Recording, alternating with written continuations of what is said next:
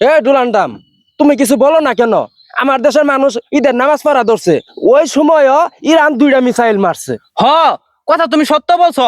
ইরানের বেশি সাহস হয়ে গেছে গা।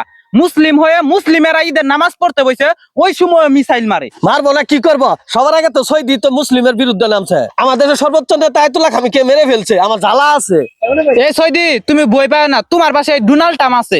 তুমি থাকি আমার কোন ভাল কামাই দিতেছো? 2টা মিসাইল মারি দিছে, আমার জীবন আহা যা। আমার সাথে গরম হয়েও না। আমি কি তোমার বাঁচানোর জন্য কম চেষ্টা করতেছি? ইরান যে কই থেকে তো মিসাইল পাইতেছে সেটাই তো বুঝতাছি না। তোমার তো খেলা দেখাই নেই, কেবল শুরু করছি। সমুদ্রের তলে যে আমার মিসাইলে গুড়াউন আছে, ওটা তো এঙ্গা বাইক করি নি। বাবু, এই ডুলান্ডামের কথা শুনে আমি তোমার বিভক্ত গেছিলাম, এইবারের মতো তুমি মাফ করে দাও। এ সৈদি, তুমি কি ভুলে গেছো আমার কাছ থেকে যে 5 বিলিয়ন নিছো? ইরান তো 2টা মিসাইল মারছে। আমার বিপক্ষে গেলে আমি তোমার 4 মারমু।